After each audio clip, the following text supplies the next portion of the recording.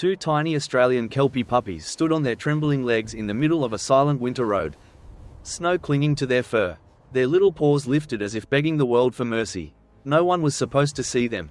Not out here where the cold swallows sound and hope disappears without a trace. But kilometres down that same lonely road, a former Australian soldier drove through the storm. A woman carved by conflict. Drifting through life with a heart frozen long before winter arrived. No one believed she could save anything. Not even herself. Yet, when those two small souls raised their paws toward her, something in her chest cracked open. In that moment, the soldier remembered what it meant to protect, to fight, to feel alive again. What happened next will remind you that in the deepest snow, miracles choose the broken. Before we begin, tell me, where are you watching from? Drop your country in the comments below. The morning light in the Victorian high country was little more than a pale smear behind thick clouds. The kind of winter brightness that felt colder than night itself. Snow drifted silently across the long country road that cut through endless snow gum forest. Each tree heavy with frost. Each breath of wind carrying the sharp tang of ice. The world looked suspended, as if sound had frozen along with everything else. And only the steady hum of an old ute dared disturb the quiet. Kira Wallace kept both hands on the steering wheel, though she wasn't fully present. At 38, the former army soldier was built like someone shaped by storms. Tall, broad-shouldered, with a frame hardened by years of training and deployments she no longer wanted to remember. Her face bore the subtle angles of a soldier who had once smiled more often. A strong jaw, dark hair cut short with flecks of premature grey near the temples. And eyes that might have been warm blue once but had dimmed into something quieter.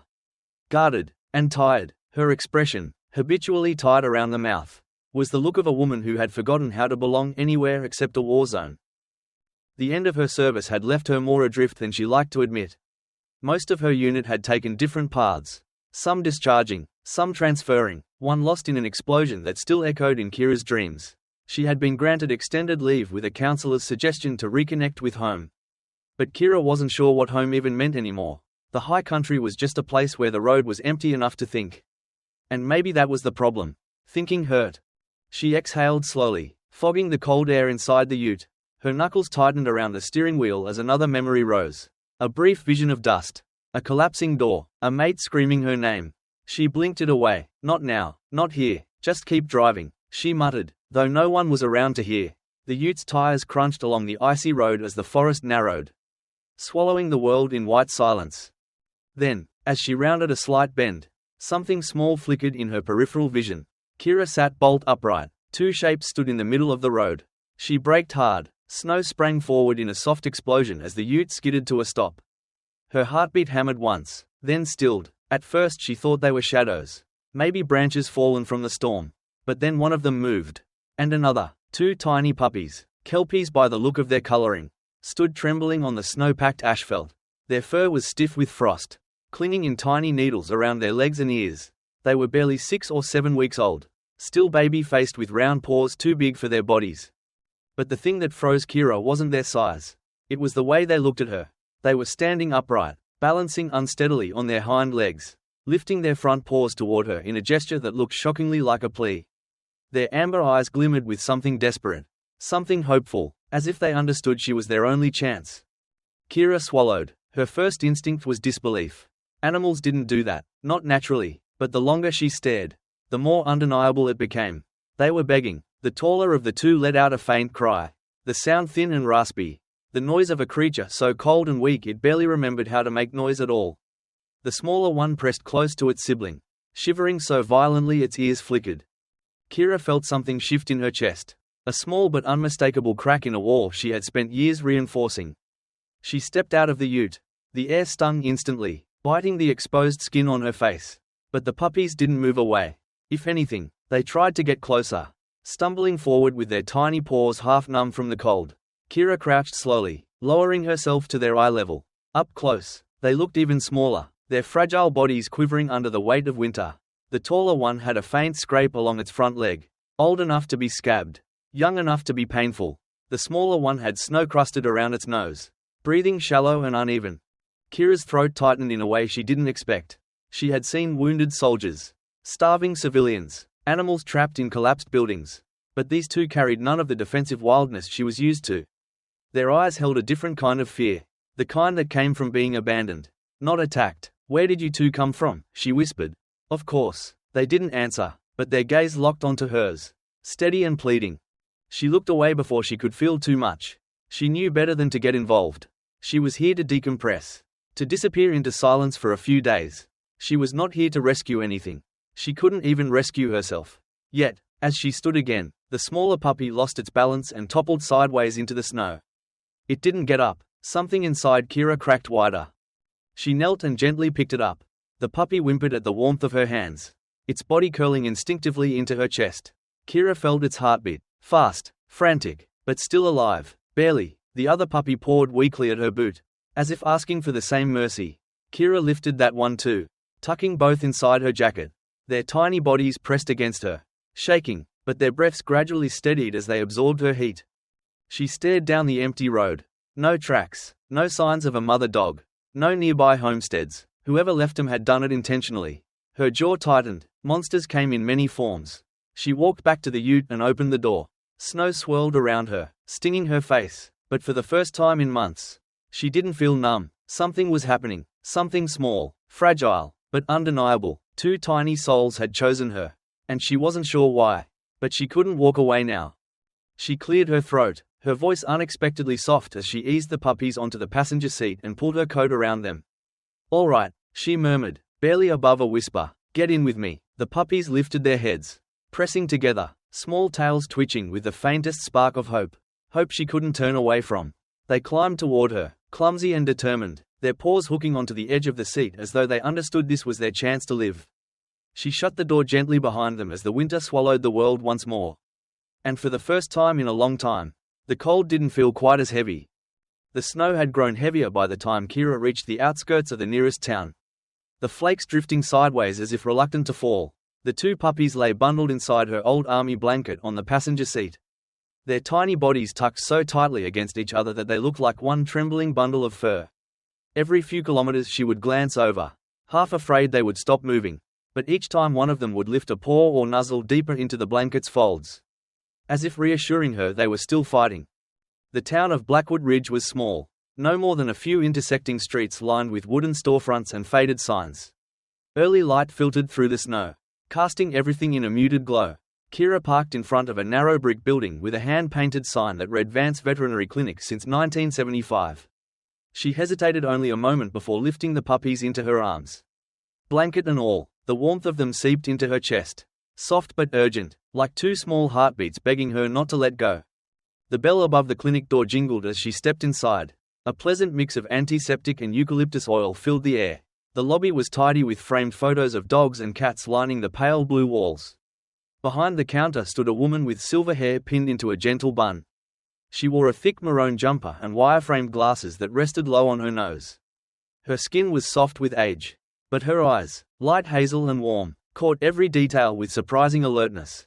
This was Dr. Eliza Vance, 70 years old, petite but sturdy, the kind of woman who carried herself like someone who had weathered many storms and learned to stand through all of them. She looked up with a smile, the corners of her eyes wrinkling. "My goodness," she murmured, stepping forward with a careful gait. "What do we have here?" Kira adjusted her grip on the puppies. "Found them on the road. Freezing. I don't know how long they were out there." Eliza's expression softened further. She reached forward, but not to touch the puppies. She gently touched the blanket covering them, sensing their trembling through the fabric. "Bring them to the exam room," she said quietly. "We'll take a proper look." The room smelled faintly of chamomile, perhaps from a candle burned earlier. Eliza switched on a soft lamp instead of the harsh overhead lights, creating a warm, gentle glow. Kira appreciated that. She didn't know why. She sat while Eliza carefully unwrapped the blanket. The puppies whimpered at the cold air, pressing into each other. Eliza hummed a soothing tune, her hands incredibly steady as she examined them. "Kelpies," she murmured, 6, maybe 7 weeks old, underweight. "See here." She lifted one of the pups slightly, revealing a faint line around its midsection. Marks from something tight, a rope or strap perhaps. They were confined, in a space far too small. She paused, her hazel eyes darkening with something close to sorrow. Poor little ones. Kira didn't realize her fists had tightened until she felt the pain in her knuckles. She forced them to unclench. Eliza straightened slowly, her joints cracking just slightly. She gave Kira a long, studying look. "You care," she said, not as a question, but as a quiet observation. Kira blinked. "I just couldn't leave them there." Of course you couldn't, she replied gently. You have that look, the look of someone trying to outrun ghosts. Her breath caught. I don't. You don't have to explain. I recognize it. She rested a soft hand on Kira's arm. My husband wore that same expression when he came back from Vietnam. He was gentle before the war, softer afterwards. The world became too sharp for him. But even then, he saved every stray creature he found, as if healing him helped mend parts of himself, too. Kira lowered her gaze. No one had spoken to her like that in years. Not without judgment, not without fear. Eliza continued treating the puppies, checking their temperature, feeding them warm formula from a small bottle, massaging their stiff paws. Her movements were careful, filled with practiced love. Kira found herself watching her, unexpectedly comforted by the quiet steadiness of her presence. When the smaller puppy finished drinking, it crawled into Kira's lap on clumsy paws. The other followed, curling into the crook of her arm like it belonged there. Eliza smiled softly. They've chosen you. I'm not. Kira swallowed. I'm not exactly in a place to take care of anything right now. Eliza tilted her head thoughtfully. Sometimes, young woman, the very moment you think you can't care for something is exactly when you're meant to. Life rarely asks permission before sending purpose your way. The word struck deeper than she expected. Before she could respond, the clinic door chimed again. A middle-aged man in work overalls stepped inside holding a cat carrier. His hair was sandy brown, his beard patchy and unkempt. This was Shane Baxter, a local mechanic known for being gruff but harmless. He nodded briefly at Kira, then at Eliza. Morning, Doc, he said in a low voice. The old tabby's coughing again. Eliza gave a warm, patient smile. Set her down. Shane, I'll be right with you. As Shane took a seat, Eliza returned her attention to the puppies. Their recovery will take a bit of time. Maybe a few days of warmth, hydration, proper food. They'll need someone patient, gentle. Her eyes searched Kira's face, lingering on the slight tremor in her jaw, the tension in her shoulders. Are you gentle, Kira? She let out a breath she didn't know she was holding. I used to be, then you still can be. She placed the blanket back into Kira's arms, and the puppies nuzzled into it instantly. Take him home for now. Keep him warm. Stay with him tonight if you can. They'll feel safer. Kira stood slowly, the weight of the puppies strangely grounding. She felt their tiny hearts beating through the fabric. Uneven, fragile, but alive. As she carried them toward the door, Eliza called softly behind her. When animals look at you with trust, don't ignore it. They only give it when they see something good. She paused, unsure how to answer. So, she simply nodded and walked out into the falling snow. At the ute, she settled the puppies onto the passenger seat again. This time, when they blinked up at her, there was no fear, only warmth, only hope. A quiet whisper slipped from her before she realized she'd spoken aloud. The words tasting strange but gentle on her tongue. I guess I should call you Banjo. And you, little guy, Clancy. The puppies wagged their tiny tails. And just like that, winter felt a little less cold. The snow had eased overnight, settling into a soft, muted blanket that wrapped the forest in stillness. Dawn crept gently across the sky, its faint light touching the tops of the snow gums surrounding Kira Wallace's cabin. A simple wooden structure tucked at the edge of Blackwood Ridge. It wasn't exactly home, but it was far enough from the world that she could breathe without feeling watched or judged. Inside, the air was warmer, heavy with the scent of old pinewood, heated by the small iron stove glowing in the corner. On the worn leather couch lay Banjo and Clancy, curled tightly into Kira's old army jacket. The puppies were already looking healthier, their paws no longer stiff, their breathing less strained. Banjo, the slightly larger one, sprawled on his back with paws in the air, while Clancy tucked under his brother's belly like a shy shadow. Kira stood over them for a long moment, feeling something shift quietly in her chest, a tenderness she didn't recognize at first. Then she realized it was simply peace, a feeling she hadn't allowed herself in years. She poured coffee into a dented tin mug and stepped outside. The cold hit her instantly, as sharp as a blade, but the crisp air cleared her mind. She took one slow breath, then another. The snow around the cabin stretched untouched until she noticed the prints. Her mug froze halfway to her lips. Footprints, human ones, circled the cabin, not the large, clumsy prints of a hiker or hunter. These were precise, deliberate, almost cautious. They led toward the back window, curved toward the front porch, and stopped by the pile of split firewood stacked neatly against the wall.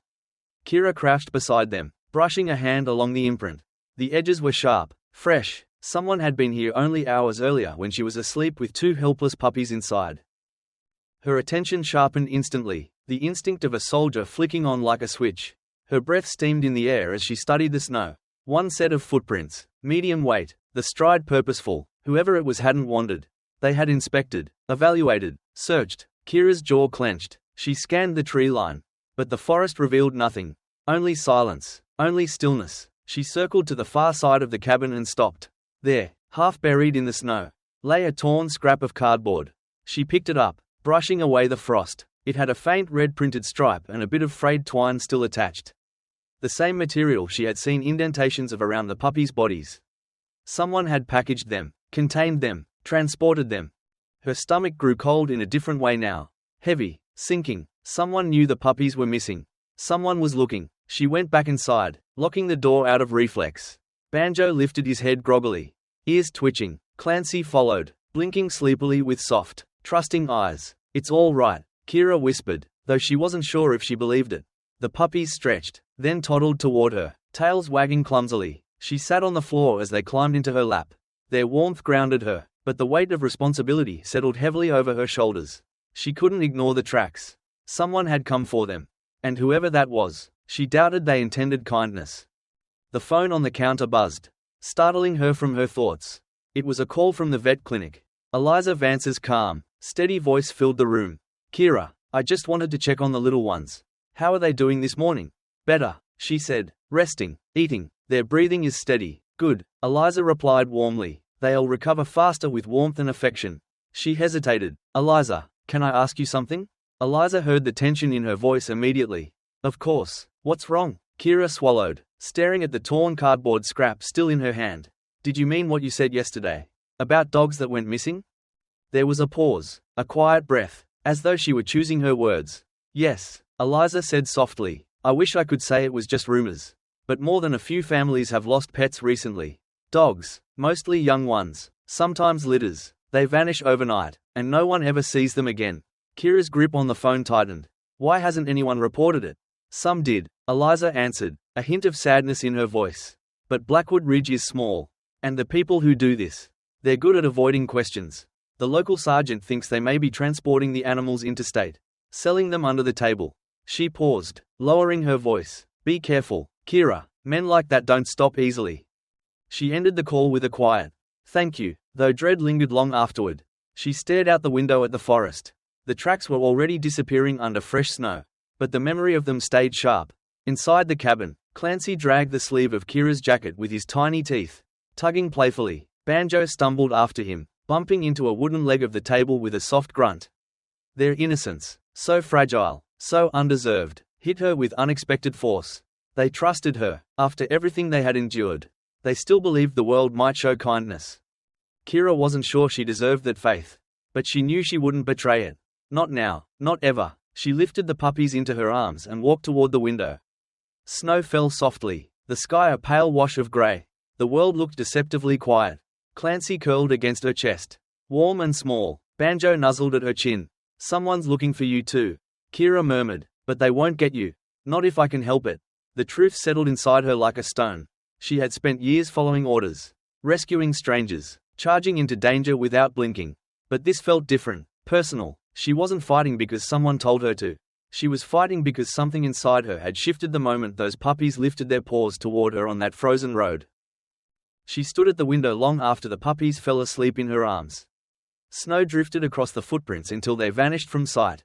But the message remained clear. Someone had been here. Someone would come back. Kira exhaled slowly, a promise forming silently in the warm cabin air. "Whoever you are," she whispered, "you're not getting them, not while I'm breathing." And with that vow, quiet, fierce, unshakable, the chapter closed, not with fear, but with resolve. The snow had thinned into a fine drifting powder by midday, settling gently over Blackwood Ridge like a veil of white breath. Kira Wallace drove slowly along Pine Ridge Road, a narrow route lined with tall snow gums whose branches sagged under the winter weight. Banjo and Clancy slept bundled in the passenger seat beneath her old army jacket, their tiny chests rising and falling in soft, steady rhythms. The cabin had been warm enough for them to rest comfortably. But Kira needed supplies, proper puppy food, blankets, disinfectant, anything Eliza might recommend later.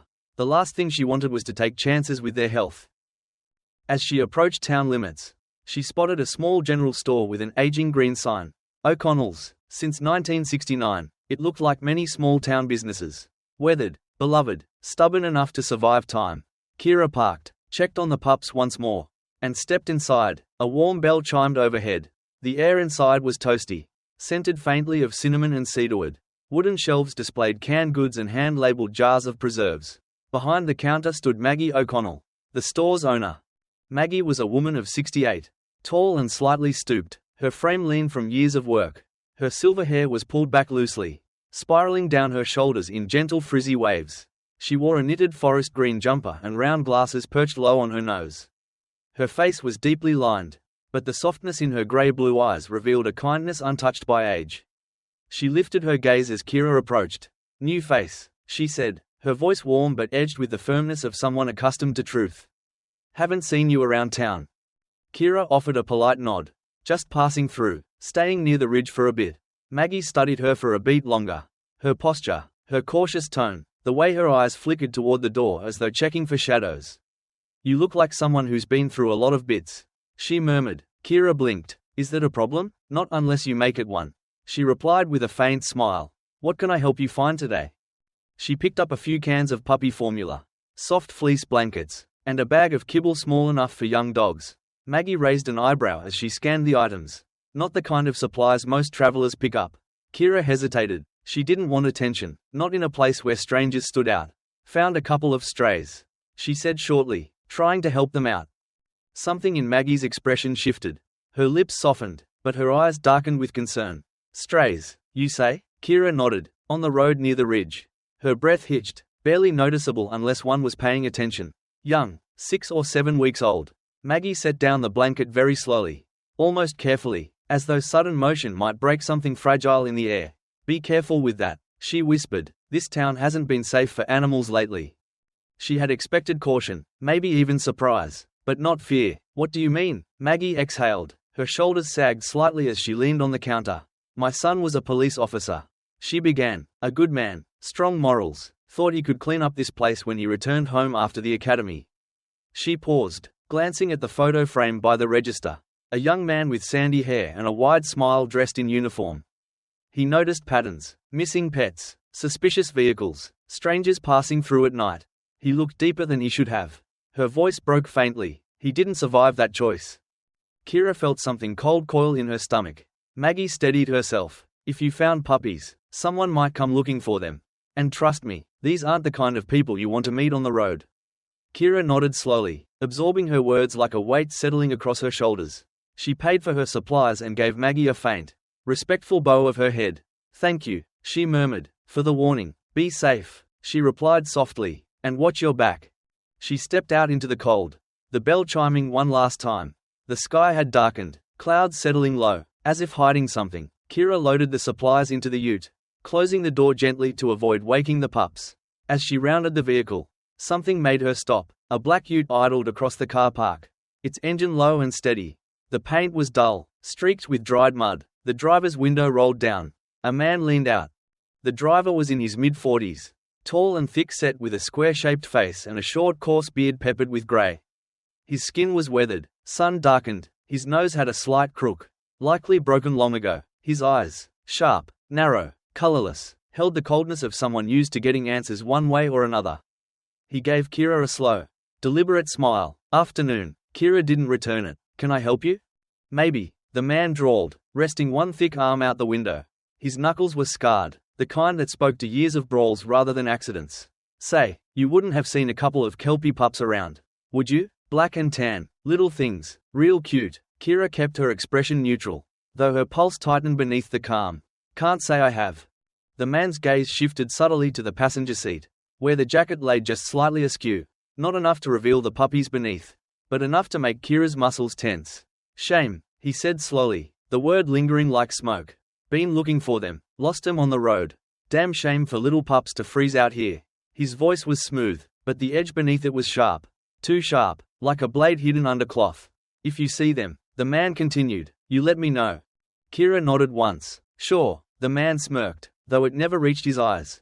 "Good, I'll be around." The ute rolled forward a few feet, then stopped. The man twisted in his seat, watching Kira with a predator's stillness. Kira met the gaze without flinching. Snow drifted silently between them, but the weight of the moment pressed like a hand to the chest. Eventually, The man drove off, turning down the road toward the ridge. Kira exhaled once, slow and controlled, then climbed into her ute. She glanced at Banjo and Clancy, their small bodies rising and falling beneath the blanket. She started the engine. Before pulling out, she caught movement in the side mirror. The black ute sat at the far end of the car park. Engine running, the driver watching her with unmistakable suspicion. Kira tightened her grip on the wheel. She didn't know who that man was, but she knew one thing for certain. He wasn't looking for those puppies out of kindness. The forest thickened as Kira Wallace moved deeper into Pine Ridge, the afternoon light fading into a bluish haze that made every shadow look alive. Snow muffled her footsteps, turning the world silent, except for the steady rasp of her breath. She had left Banjo and Clancy safely hidden inside the cabin with the wood stove burning at full strength. And though she trusted the sturdy lock on the door, a restless worry tugged at her with every step. The stranger's cold stare from earlier still lingered like a weight on her skin. Something about that man, his eyes, his tone, the way he scanned her ute, had convinced her that the pups were in real danger. Following the faint tire impressions leading deeper into the woods, Kira found a narrow service road partially buried beneath snow. The tracks were old, but not ancient. Within a day or two, she followed them until the trees opened into a clearing where a low wooden structure sat hunched under the weight of winter. A barn, or what used to be one. The wood siding was faded grey, warped by rain and cold. The windows boarded, the roof sagging with frost. A rusted chain hung from the main door, but it was unlatched. Someone had been inside recently. Kira approached with the silent caution of habit, the instinctive movements of a soldier who had spent too many nights clearing buildings in countries no map bothered to label. She nudged the door open.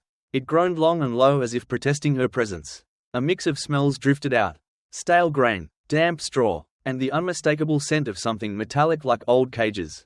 She stepped inside. The dim interior revealed rows of empty wire kennels lining the walls. Some crushed or bent, others still intact with locks dangling open. Torn pieces of cardboard littered the floor. A metal feeding bowl lay overturned near the center. The place was cold, inhospitable, not meant for shelter, only for holding. Her eyes adjusted as she moved deeper. In a far corner, a wooden board hung crooked on the wall. Nails held it in place. Though one corner sagged, letters and numbers were scrolled across the surface in black marker. Some smeared, but still legible. K14, male, 7 weeks. K15, male, 7 weeks. Batch 4B, transport pending. The words hit her like a blow. Banjo and Clancy, reduced not to names, not to beings with warmth and fear and hope, but to coded entries in a ledger of exploitation. Her jaw tightened until pain crept along her teeth. She reached out, her fingers brushing the cold wood. The handwriting was swift, utilitarian, without hesitation. Someone who did this regularly.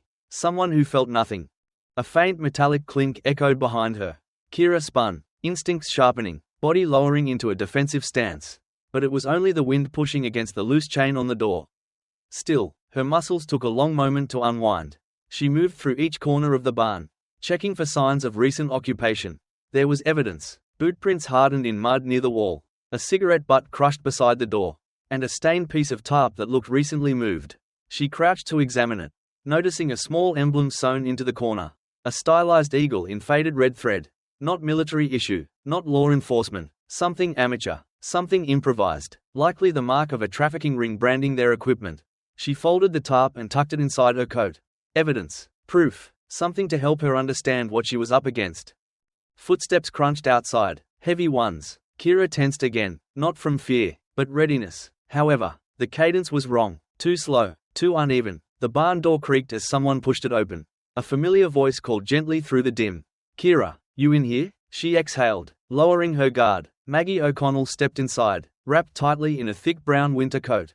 Her silver hair tucked beneath a knitted beanie. Her cheeks were flushed from the cold and her breath puffed like small clouds in the frigid air. Behind her walked a man in his early 70s. Howard Bennett, a retired park ranger whom the town often referred to as Old Bennett. Howard was tall but thin, his posture slightly stooped. A neatly trimmed grey beard covered his jaw, giving him an air of quiet dignity. His hazel eyes were observant, always moving, shaped by decades spent tracking wildlife across difficult terrain. Kira had never spoken to him before, but she recognized the look of a man who missed nothing. "We saw your tracks," Maggie said softly, her breath shaky. "I had a bad feeling you might come here alone." Kira stood slowly. "I didn't want to drag anyone else into this." Maggie's expression tightened. "My son came here once, following a lead." She looked around the barn. her gaze lingering on the empty kennels. This was the last place he was seen alive. The air thickened with her grief. Kira bowed her head in respect. "I'm sorry," she murmured. She offered a faint, trembling smile. "I never asked for justice. But I always hoped someone braver than me might look." Howard stepped forward, his voice steady, but low. "I've been watching this area for months. Hunters reported strange lights, unmarked utes at night." He knelt near one of the kennels, tapping the metal lightly with a gloved hand. "This isn't random, it's organized." Kira showed him the wooden board with the codes. Howard's face darkened. "Pups," he said quietly. "K14, K15, they use numbers to avoid attachment." "Banjo and Clancy," Kira said firmly, "not numbers." Maggie placed a gentle hand on her shoulder. "You saved them, but whoever took 'em before, those men won't just stop." Kira stared at the board again, the weight of realization grounding her. These weren't isolated animals. There were others, maybe dozens, and Banjo and Clancy had escaped only by miracle. A miracle someone out there would not tolerate. She stepped toward the open doorway, snow drifting in like scattered feathers. "No one is taking them," she said quietly. "Not while I'm here." Maggie exhaled shakily, relief and sorrow blending in her expression. Howard nodded solemnly. Outside, the wind picked up, rattling the barn walls. Kira tightened her coat around her, determination settling like armor. She would fight for Banjo and Clancy with everything she had left. Not because she owed it, but because she chose it. Because for the first time since leaving the army, she had something worth protecting. And no one, no stranger, no trafficker, no ghost of the past was going to take it away. Night descended over Blackwood Ridge with a heaviness that felt almost deliberate, as if the sky itself had lowered to warn the earth of what was coming. By the time the storm rolled in, the air had grown razor cold, and the wind howled through the snow gums like something wounded. Snow fell thick and fast, swallowing sound and space alike, turning the forest into a shifting blur of white. Inside the small cabin on Pine Ridge, the wood stove crackled, offering waves of warmth against the growing fury outside. Banjo and Clancy, now slightly more energetic after days of care, played clumsily on the rug, chasing one another in awkward bouncing hops before collapsing against Kira's leg. But even in their playfulness, every sudden noise outside made their ears twitch. Their instincts had sharpened. Kira noticed she had been tense since returning from the abandoned barn. Despite her best efforts to make the cabin feel secure, her mind replayed the coded markings, the empty cages, and the stranger's cold stare in the car park. Something was building, something was coming. She checked the locks twice, then a third time. Banjo growled softly, barely audible over the wind. Clancy pressed against Kira's boot, trembling, not from cold, but from sensing something neither woman nor pup could see yet. "Easy," Kira murmured, though the reassurance was as much for herself as for them. She reached down, ruffling the fur over Banjo's neck, feeling the small heartbeat pounding beneath. A loud crack split the air. Kira froze. Not thunder, not falling branches. The sound came from the front porch, a sharp metallic jolt like someone testing the latch. Banjo darted to the door, barking with a fierceness that surprised even him. Clancy followed, smaller but equally determined, his fur standing stiff and bristling fear. Kira's pulse steadied, slowing the way it always had on missions. Her thoughts cleared into crisp, narrow lines of focus. She moved forward silently and snuffed out the lantern, plunging the cabin into a dim glow, lit only by the burning stove. The wind howled again, but beneath it she heard them. Footsteps, muted, deliberate, more than one. Figures moved outside, their shadows stretching across the snow-covered porch as the storm's swirling light distorted their shapes. Someone pressed against the doorframe. The hinges groaned under the pressure. A second impact rattled the windows. Banjo's barking grew sharper, angrier, no longer the sound of a frightened pup, but of a creature willing to defend its last hope. Kira lifted the puppies into her arms, one under each elbow, pushing them close to her chest. She could feel their hearts hammering wildly against her. Someone outside whispered. A man's voice, low, irritated, snapped something Kira couldn't make out. A second voice responded, deeper and edged with impatience. Kira knew that tone. It was the tone of men used to taking what they wanted. Then came the final confirmation. Metal scraping the lock. They were trying to break in. Kira moved with quick, trained precision, crossing to the back of the cabin where a small storage room opened to the rear woods. Snow gusted inside as she opened the door, the cold slapping against her face. But the forest behind her was dark and dense. An instant cover. This was her domain. She could move through it unseen. But someone else had noticed the danger, too. Far down the road, a pair of headlights appeared through the storm. Swaying with urgency, the vehicle skidded to a halt near the front of the cabin. Then, a voice cracked through the blizzard. Eliza's voice. "Kira," she shouted, her frail silhouette barely visible against the swirling snow. "Kira, get out of there. They're coming for the pups." Behind her, Maggie O'Connell emerged from the passenger seat, clutching her coat tightly to her chest, her silver hair whipping wildly in the wind. Even through the blizzard, her fear was visible. The shadows on the porch jerked back in surprise at the sudden arrival of the women. One of the men cursed loudly. Another climbed off the porch, realizing their clean approach had been compromised. Eliza's figure moved closer, her steps unsteady, but fearless, her voice strained through the wind. "Run, Kira, get him out." Maggie tried calling the local sergeant on her phone again, but her trembling fingers struggled against the cold. The screen flickered in the storm light, barely visible. Kira hesitated only a fraction of a second. Staying meant risking a direct confrontation with people who had numbers, weapons, or both. But the storm, the snow, the forest, that was where she excelled.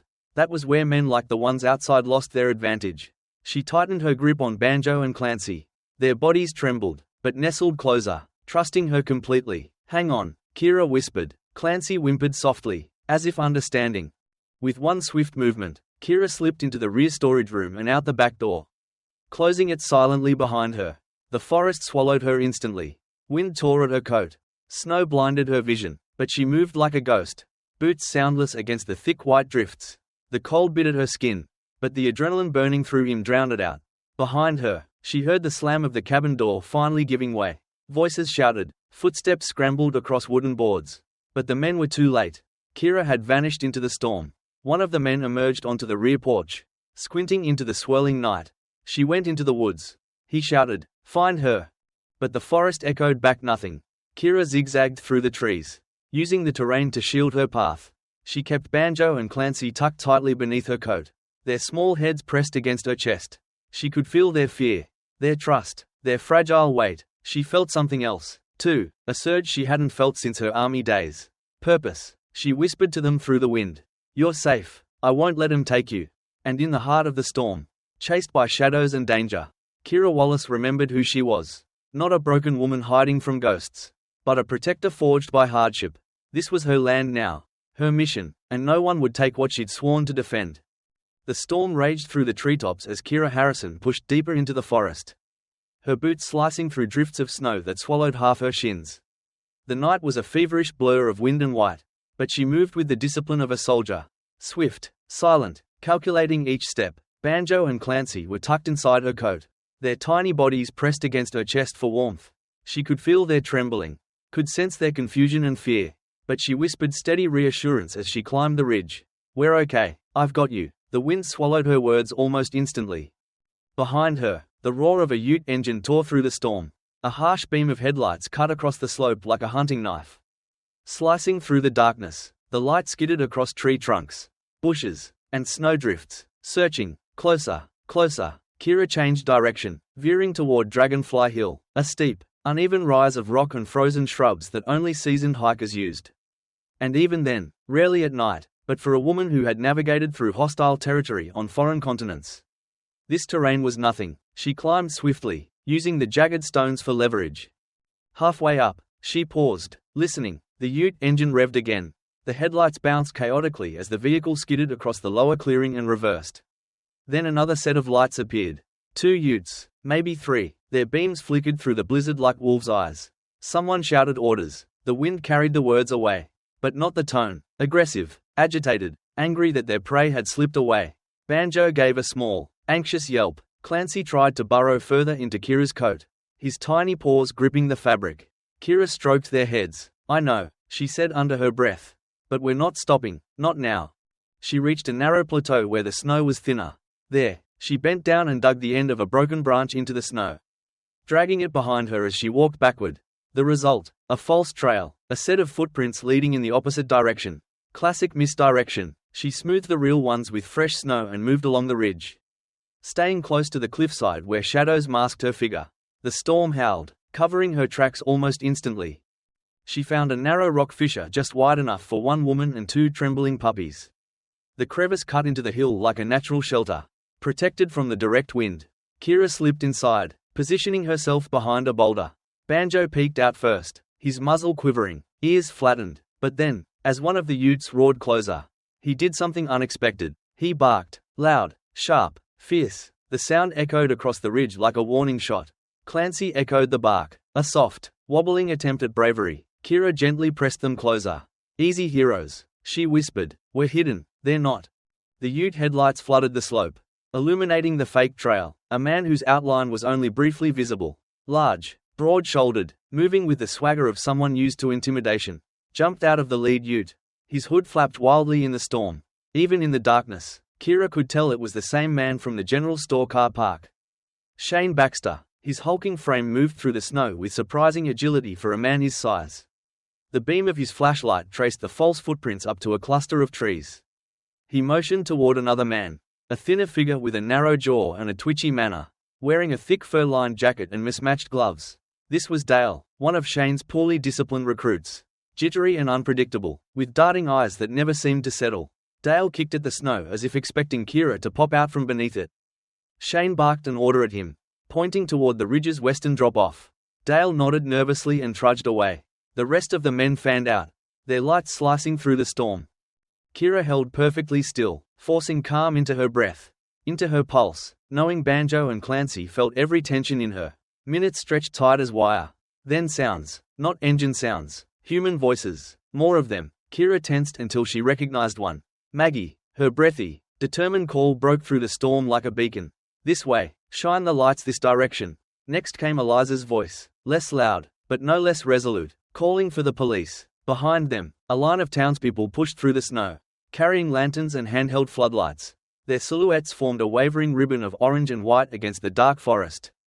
The glow from the lanterns refracted through the swirling snow, creating a shimmering pathway, a trail of light twisting up Dragonfly Hill, as though the town itself had risen to protect two tiny pups and the woman who sheltered them. Shane cursed loudly. The searchers were too many, too close, and too bright. His operation relied on darkness and fear. Not half the town marching behind law enforcement. Senior Sergeant Liam Hogan arrived first, a burly man in his late 50s. Hogan had a thick salt and pepper mustache, a lined face etched with decades of responsibility, and steady green eyes that rarely missed anything. He held a floodlight in one hand and kept the other near his holster. He shouted for the men on the ridge to stop moving. Shane froze. For all his arrogance, even he knew better than to challenge a sergeant backed by witnesses. You boys doing some night hiking? Hogan called out, his voice low, deliberate. Or are you trespassing on private land again? Shane took a step back. Dale stumbled beside him, mumbling excuses no one could hear. More officers arrived, enclosing the men in a tightening semicircle. The beams from the lanterns and lights converged until the shadows had nowhere left to hide. It was Banjo, of all beings, who made the final move.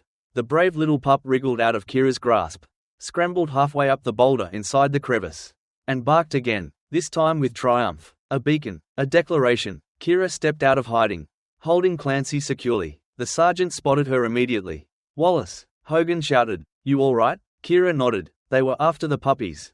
Hogan's face hardened. Not anymore. He signaled his deputies. Shane tried one last desperate lunge toward the trees, but slipped on the icy slope and fell hard.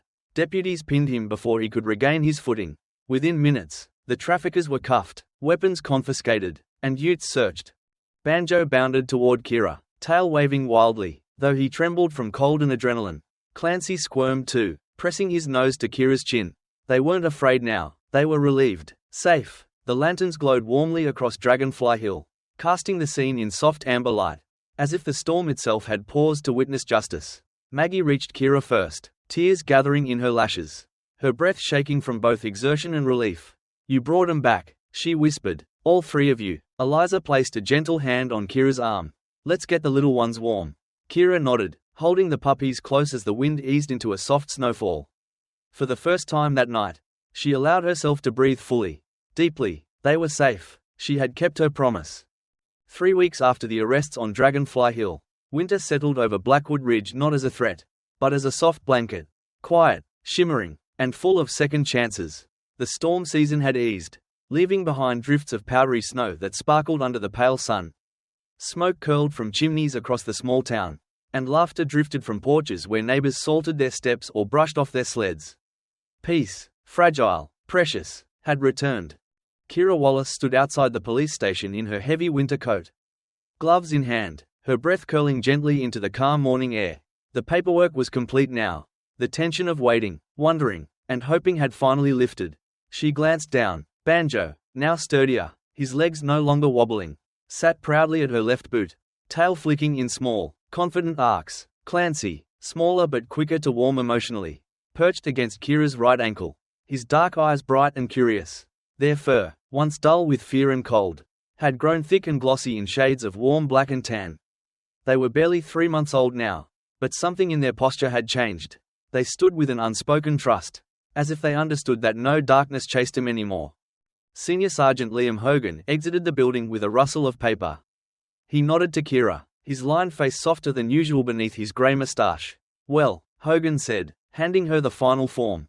"It's official, they're yours." Kira accepted the document, though she barely looked at it. Her gaze was on the pups, 2 small beings who had brought her back from an edge she never admitted she'd been standing on. "Thank you, Sergeant," she said. Hogan grunted, adjusting the collar of his thick blue uniform jacket. "Town owes you, not just for catching those men, for reminding folks that courage doesn't always come in big speeches." He paused, his eyes drifting toward Banjo and Clancy. "Sometimes it comes in protecting something small." Kira didn't answer with words. Her faint smile was enough. She walked down Main Street, Banjo and Clancy bounding through the snow beside her, leaving a zigzag trail of paw prints. People stepped outside shops to wave. Mrs. Harland, the bakery owner with rosy cheeks. Jonas, the elderly postman with shaky hands. Claire Riley, the tall, freckled woman who ran the town's hardware store. Some had worried for her the night of the storm. Others had joined the lantern march that helped the sergeant find her. Blackwood Ridge was a place where people remembered, and today they remembered her kindly. When she reached O'Connell's general store, the door swung open before she could touch it. Maggie O'Connell emerged, bundled in a deep maroon coat with a thick scarf wrapped around her neck. Her silver hair spilled from beneath her beanie in soft waves. Her face, lined, wise, brightened the moment she saw the pups. "There they are," she said warmly, "our little heroes." Clancy trotted to her first, tail wagging. Banjo followed more reservedly, but leaned into her hand as she scratched behind his ears. Maggie held out a small bundle wrapped in brown paper. "For you." Kira unfolded it to find a hand-knitted scarf. Dense, soft, patterned with deep forest green and pale winter white. The yarn was warm beneath her fingers, heavy with meaning. "I started it the night you went missing in the storm," Maggie admitted, her voice catching slightly. "Figured if you made it back, you'd need something warm." Kira swallowed. "Thank you." She touched Kira's arm gently, her grip strong for her age. "You gave this town hope again. Kira, don't forget to give some to yourself." Before she could respond, another figure hurried across the car park. Eliza Vance, sturdy for her 70 years, her grey blonde hair tied in a loose bun, her cheeks pink from the cold, carried a small wooden box. She wore a thick knitted jumper under her long navy coat, the kind of clothes that belonged to someone who had spent decades caring for animals in all weather. "I have something for the boys," she announced, slightly breathless. "And no, you don't get to argue." She opened the box. Inside were 2 small brass name tags, one engraved Banjo, the other Clancy, each attached to a leather collar sized perfectly for them. Kira brushed a thumb over the engraved letters. "How much do I owe you?" "Not a cent," Eliza snapped gently. "Those pups wouldn't be alive without you. And after what happened to my husband." Her voice softened. "It feels good to help a soldier find home again." Kira met her gaze. Eliza held it without flinching. And in that silent exchange, something settled. Gratitude, respect, connection. Banjo sneezed, and Clancy pounced on his ear, sending Eliza into a fit of warm laughter.